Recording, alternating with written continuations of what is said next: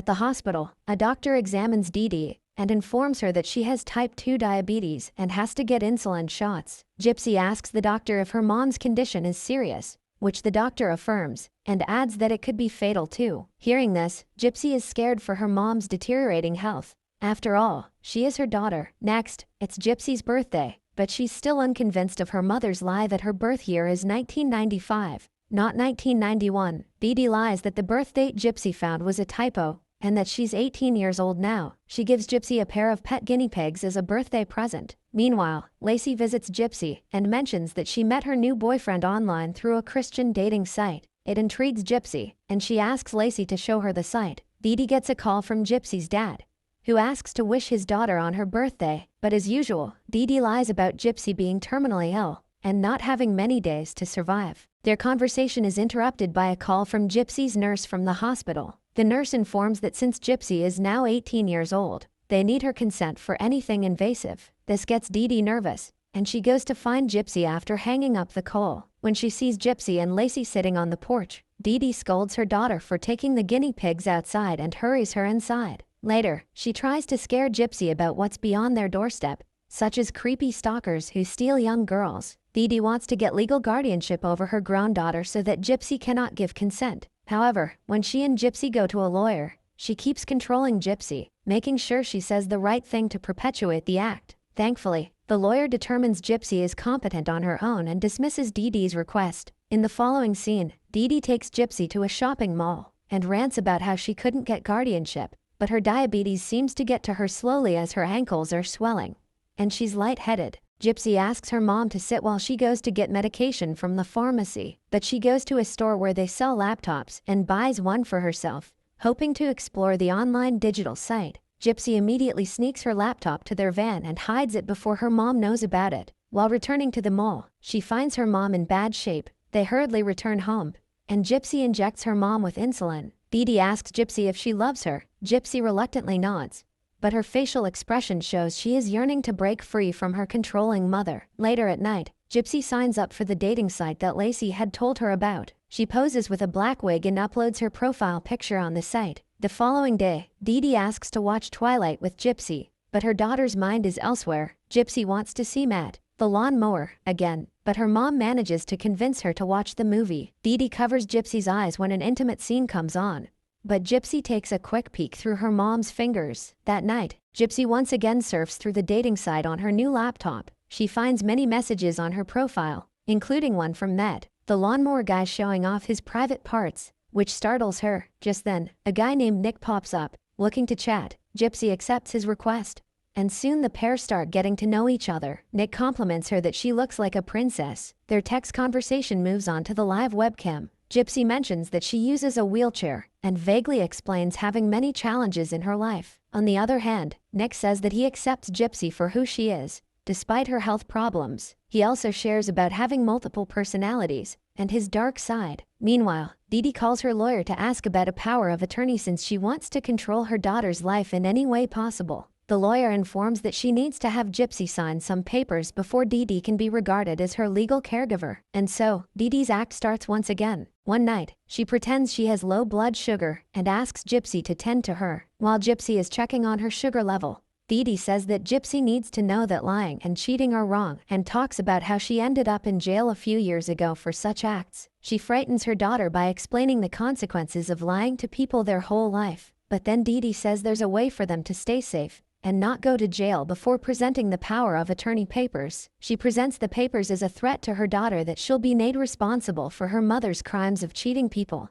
Gypsy hesitatingly signs her name on those documents. Later, Gypsy weeps over the webcam to Nick and says how she has been trapped all her life. She then tells him the truth about not needing the wheelchair. Instead, it was her mom who made her do this. Nick wants to calm Gypsy down, so he offers to introduce her to a strange bit of erotica, showing an explicit image. The following day, Dee wakes up to find Gypsy gone from her bed. So, she goes to Gypsy's room and finds Gypsy on the floor with the laptop still by her side. Dee Dee immediately brings the laptop to the kitchen and smashes it with a hammer. Gypsy wakes up to a thudding sound, only to find her mom lashing out on the matter. Gypsy, however, rebels, saying she'll buy another one. This only prompts Dee Dee to go nuts. She drags her daughter to their common room, throws her on the bed, and tries to tie her arms. Frustrated, Gypsy fights back and spits in her mom's face. While her mom shatters into pieces, Gypsy tries to escape but returns to her mom. This shows that Gypsy is trapped in so many ways, and one of those is psychological. Later that night, Gypsy shares more about her life with Nick as their online relationship goes deeper. She nurtures his dark side while he initiates sexual tension between them. Gypsy touches herself,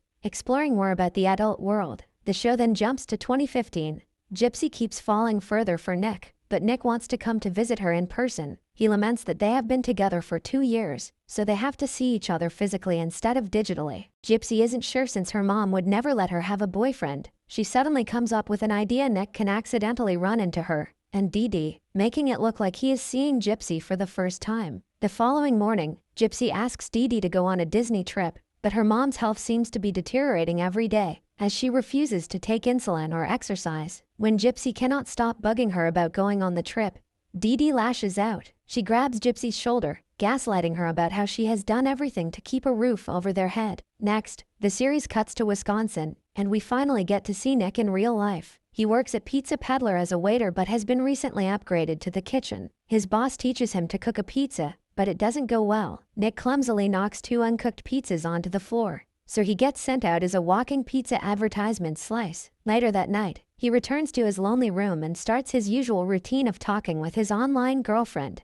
Gypsy. As they talk, Nick playfully says that his dark side can actually do violent things like murdering people. Gypsy shrugs it off. Although she seems concerned, DeeDee informs that she is taking her daughter to see the new Cinderella movie. Gypsy then buys a bus ticket for Nick so they can meet at the movie premiere. She tells him to arrive at the premiere a bit earlier so that he can open the door for her and her mom, hoping that his courteousness impresses Mom. But things don't go out as planned on the movie day. Gypsy is clad in her Cinderella dress and arrives at the theater with her mom. She eagerly waits for her boyfriend Nick, but he is nowhere to be found. Just when she starts feeling hopeless, she sees Nick, and the two are seemingly pleased to see each other in person for the first time. But when DeeDee comes to fetch Gypsy after buying movie tickets, Nick fumbles and ends up scaring DeeDee. She hurriedly heads inside with her daughter. Once inside, Gypsy's more concerned with waiting for Nick to come to the hall than the screen, but her expression lifts when Nick comes to sit behind her. DeeDee immediately moves her daughter to the next corner when she sees him,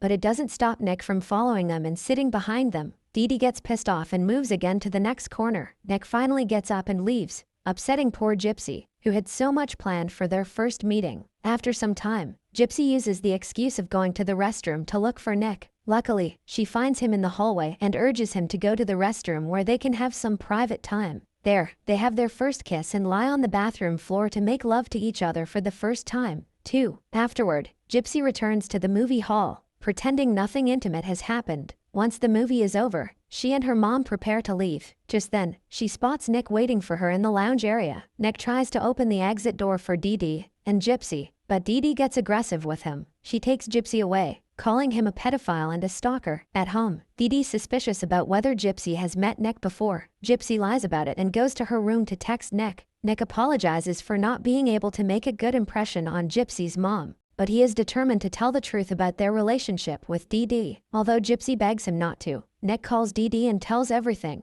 He makes clear that he and Gypsy have been in love for years, and that he is the father of her future children. He emphasizes his dominance, assuring her not to talk rudely, and then hangs up. This only makes things worse for Gypsy. DeeDee switches to her aggressive mode and ties Gypsy to the bed in a desperate gesture of punishing her for her actions. This only prompts Gypsy to text her boyfriend that she needs his dark side Victor to be activated so that he can help her. She asks him to kill her mom since she cannot bear the emotional and physical torture. Nick gives a horrific stare as things are finally crossing over terror. One day while at the mall, Gypsy sneaks off from her mom to make another secret purchase. Only this time, it isn't a laptop but the same knife she plans to use to stab her mom. Meanwhile, DeeDee panics as she cannot find her daughter. Sometimes later, she spots Gypsy in a toy store. It turns out Gypsy has had the time to hide the knife and pretend she's buying a gift toy for her mom. DeeDee thankfully sighs after seeing her daughter, and they return home. Later that night, Gypsy confirms with Nick that it's the following night they will kill her mom,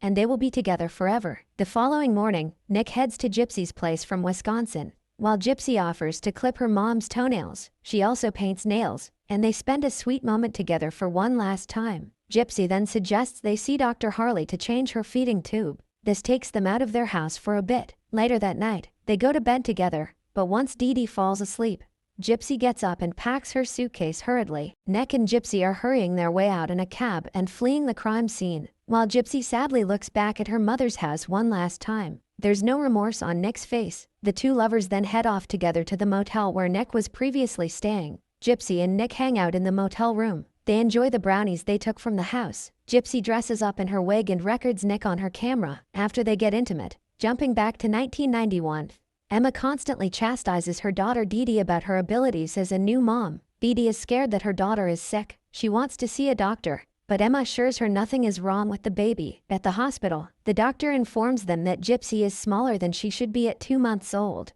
Although it isn't uncommon, the doctor then tells them he will send some supplements for the baby, and Dee Dee has to feed her more to gain weight. Meanwhile, Emma keeps trying to control Dee even at the hospital, which only shows that Dee grew up to be exactly like her mother later in life. In the next scene, Dee Dee's cousin Janet and her 2 daughters visit her. Janet also lectures on how Dee Dee doesn't need to see a doctor, and she's just being overprotective of her baby. In the present, that is 2015, Nick and Gypsy go to dinner for breakfast after checking out of their motel room. As they order their food, 2 police officers enter the diner, and Gypsy starts to panic. She suddenly remembers that they still have the knife with them. Nick assures them he will take care of it, but Gypsy fumbles and accidentally drops her anxiety pills. One of the officers notices it, picks it up, and gives it back to her before realizing that the medication was named after Claudia Blanchard, Dee Dee's real name. Thankfully, the officer does not notice anything suspicious and walks away. The couple then decides to mail the knife to themselves in Wisconsin to get rid of it later and avoid security checks in the bus station. The show cuts to 1993, and Dee Dee is filming Gypsy, but she is so focused on her daughter that she doesn't hear the knock on the door. It turns out that the police have come to arrest Dee Dee for felony check fraud. As the police handcuff Dee Dee, Emma brings Gypsy into the room to watch her mom taken away by the police. Gypsy cries and requests her mom not to let her daughter see her in such a shameful condition. In the courtroom, Dee Dee is sentenced to 6 months in jail for forging checks. She then tries to say goodbye to Gypsy, but Emma won't let her. Dee Dee then yells that Emma could have raised the money for her bond. As she's pulled from the room, Dee Dee begs her mother to follow the doctor's schedule to care for Gypsy. Back in the present, Nick and Gypsy get to the bus station for Wisconsin only to find out that Nick didn't book a ticket for Gypsy. Since there are no more seats on that day's bus, they book 2 tickets for another bus which is only available after 2 days. After 4 months, young Dee Dee gets released from jail. When she arrives home, her daughter doesn't immediately remember her. Instead, she starts to cry. Dee Dee then gets mad at Emma because, according to the schedule, Gypsy should be sleeping right now instead of playing outside. Emma says that her granddaughter is at least happy with her. Later, Dee Dee is worried that Gypsy is sick.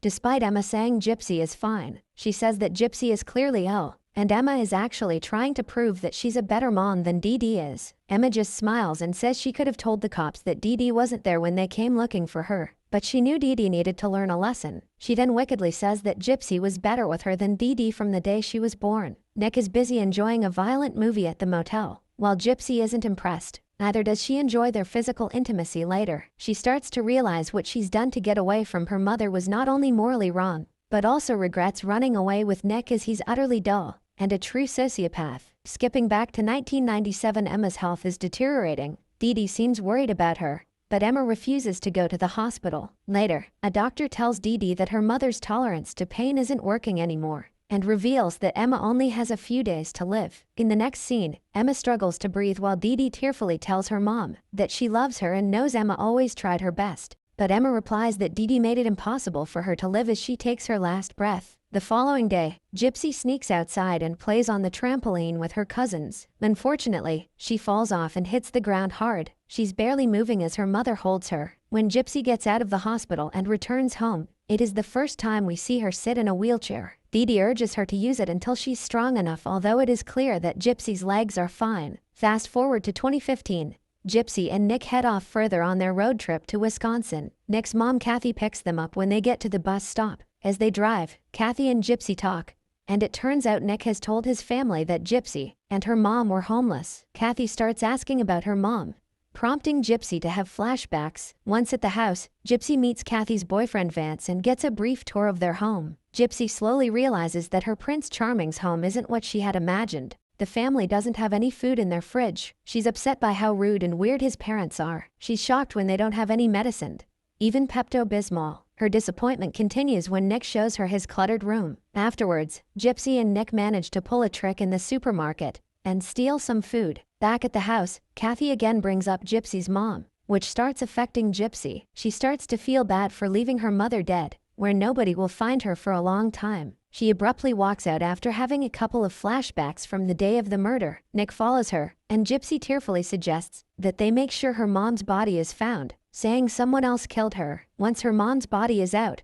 they can live in her old house together. Nick then comes up with an idea to post a message to the shared Gypsy and DeeDee Facebook page. This will prompt somebody to go to the house and stumble onto the corpse. The couple then write a post saying, "That guy is dead," thinking that is exactly what a real murderer would say. The show quickly cuts to Lacey, who is home after her long day at work. She immediately sees the post and calls her mother, Mel. Gypsy and Nick aren't convinced that many people have seen the post, so they want to grab people's attention. Gypsy then writes another post claiming how the murderer even raped Dee Dee's daughter, but she forgets to turn off the laptop's location. Back at Dee Dee's home, Mel and Lacey call out for her, but there is no response. Lacey then decides to call the cops. Cops are now searching Dee Dee's home. While in Wisconsin, Nick and Gypsy prepare for dinner. Just then, the package with the knife they had sent to themselves arrives, and Vance gives it to Gypsy. Gypsy starts to panic again and wants to get rid of the murder weapon right away, but Nick doesn't see the need to rush as he says it's too dark outside.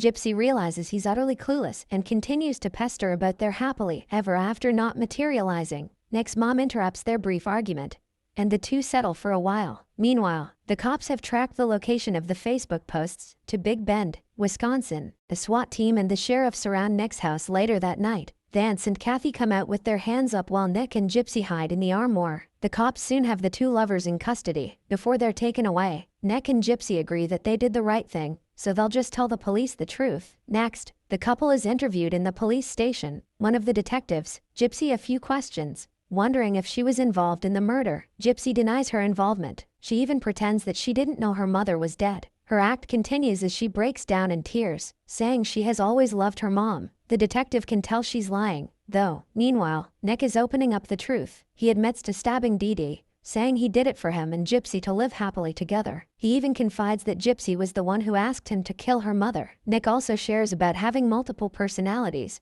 and how he hears voices in his head. It turns out that he's also still under the delusion that he and Gypsy will make a family together. Unaware he'll be going to prison, the officer then starts asking Nick further questions. Given his background of having mental issues, she questions if he had sex with Dee Dee's dead body, to which Nick replies he doesn't like necrophilia. Elsewhere, Nick's mother, Kathy, explains that Nick has a history of mental illness, and his mental age will always be around the age of 15 or 16. She adds that she was shocked to see Gypsy act so casual after having her own mother killed. She then calls Gypsy a beast, as she is taken aback by Gypsy's lack of emotion. Kathy also laments that her son's mental problems make it hard for him to fully understand what he was doing. The series then shows Dee Dee's face as her corpse lies in the morgue. Gypsy and Nick given their fingerprints and mugshots. In the meantime, Mal and Lacey watch a press conference in which the local sheriff gives an update on the investigation. He shares that they have found Gypsy, and she is safe, which is a relief to Lacey and Mel, but they're confused when he continues and says that things are not always as they appear. Later, they see Gypsy walking on her 2 feet into the court for her prosecution as Mel and Lacey look on from home, completely stunned.